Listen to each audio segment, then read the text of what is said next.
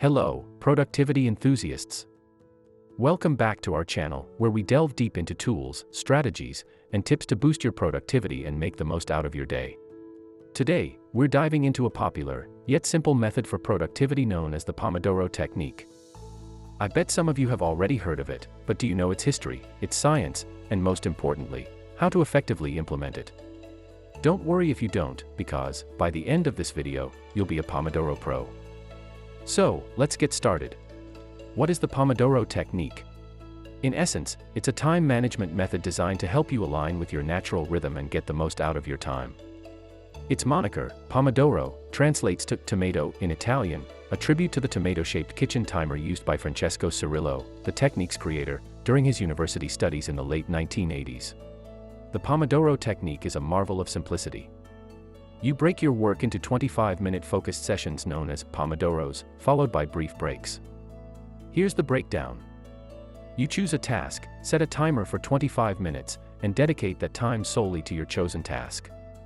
When your timer rings, that signals a break time, usually about 5 minutes. This cycle repeats, and after completing 4 Pomodoros, you'll take a longer break of around 15 to 30 minutes. Then, the cycle begins anew. This method can do wonders for your productivity. By carving your work into manageable chunks and incorporating regular breaks, the Pomodoro Technique promotes better focus, maintains a fresh mindset, and mitigates mental fatigue. It's a technique that encourages monotasking, the art of focusing on one task at a time, rather than trying to juggle multiple tasks at once. The history of the Pomodoro Technique. Now that we've uncovered the basics of the Pomodoro Technique, let's dive into the history behind this remarkable productivity method. The Pomodoro Technique was birthed in the late 1980s by a man named Francesco Cirillo. At that time, Francesco was a university student, grappling with maintaining focus and efficiency during his study sessions. To tackle his productivity woes, Cirillo devised a unique approach inspired by a humble kitchen timer shaped like a tomato. He decided to dedicate specific time intervals to focus studying, breaking these intervals up with short breaks. He found that the promise of an imminent break helped him maintain a high level of concentration and productivity. This simple method not only improved Francesco's study sessions but also reduced the anxiety associated with time and workload. This led him to name his technique after the Pomodoro, the Italian word for tomato, honoring the kitchen timer that was instrumental in his process. Over the years, Cirillo refined the technique and shared it with others. Its simplicity and effectiveness quickly resonated with many people, and it began to gain widespread recognition. By the late 1990s, Cirillo published a book outlining the technique and its principles, further popularizing the method. Today, millions of people worldwide use the Pomodoro Technique to enhance their productivity, manage their time better, and create a healthier work-life balance. And it's not just limited to studies or work, it can be applied to any task that requires focus and productivity. The science behind the Pomodoro Technique. Now that we understand the history of the Pomodoro Technique, it's time to explore the science that makes it such an effective productivity booster. At the core of the Pomodoro Technique is the concept of time boxing, or assigning specific time periods for specific tasks. Time boxing is an effective way to manage tasks because it encourages focus by providing a clear start and end point. This alleviates the feeling of being overwhelmed by large tasks and helps reduce procrastination. Another scientific principle backing the Pomodoro Technique is the concept of ultradian rhythms. These are natural cycles our bodies go through during a 24-hour period. It's been found that our brain can focus effectively for about 90 to 120 minutes at a time before needing a break. The Pomodoro Technique's cycle of 25-minute work sessions followed by short breaks aligns well with these natural rhythms, thereby aiding sustained focus and reducing mental fatigue. It's also worth noting the psychological strategy at play here. The Zeigarnik effect. This psychological phenomenon suggests that people remember uncompleted or interrupted tasks better than completed ones. When we break up a large task into smaller Pomodoros, our brain treats each Pomodoro as a separate task. The inherent break between Pomodoros creates a sense of incompletion, triggering our mind to continue to process it subconsciously and making us more likely to return to complete the task. This clever manipulation of our brain's natural tendencies is part of what makes the Pomodoro Technique so effective.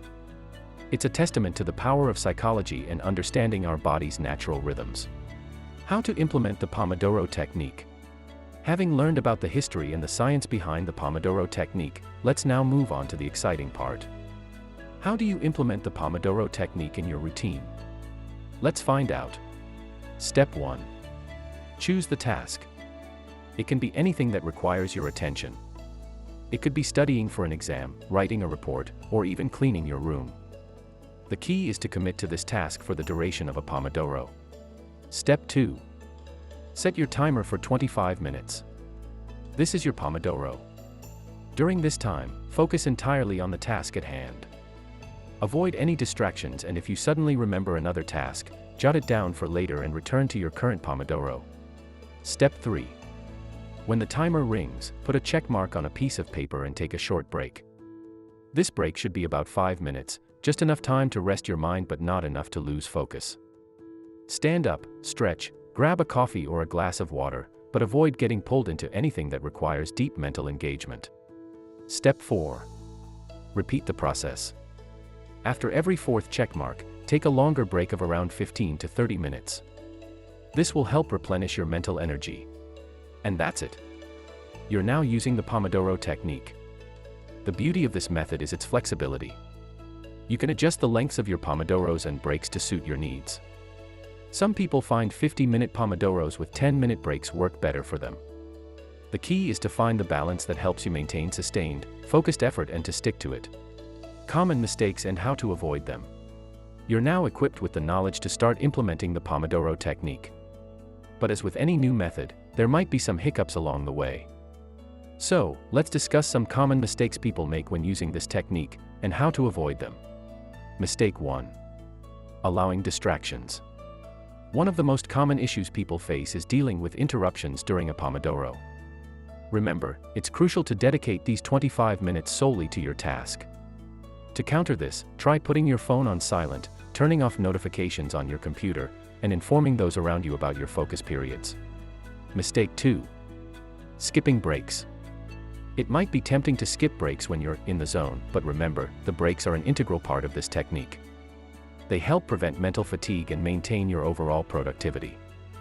Use this time to rest and recharge before diving into the next Pomodoro. Mistake 3. Not sticking to the timer. Some might find it challenging to stop when the timer rings, especially if they're close to completing a task. However, adhering to the timer helps train your brain to work within specific time frames and enhances your ability to estimate how long tasks take, a vital skill in effective time management. Mistake 4. Being too rigid. The Pomodoro technique is flexible. If a 25-minute Pomodoro is too short or too long for you, feel free to adjust it. Find the length that suits you best. Some people prefer working for 50 minutes and then taking a 10-minute break. So, there you have it. By avoiding these common mistakes, you can get the most out of the Pomodoro technique and significantly boost your productivity. As we wrap up, remember, the goal is not perfection but progress. And that wraps up our deep dive into the Pomodoro technique. Hopefully, you're now equipped with a new tool to boost your productivity and make the most out of your day. Remember, it's not about being busy, it's about being productive. So, give the Pomodoro technique a try, and let us know how it works for you in the comments below. As always, thank you so much for watching. Don't forget to like this video, share it with someone who might benefit from it, and subscribe to our channel if you haven't already. We'll be back with more productivity insights and tools. Until then, stay productive. Subscribe for more productivity tips. Thanks for watching.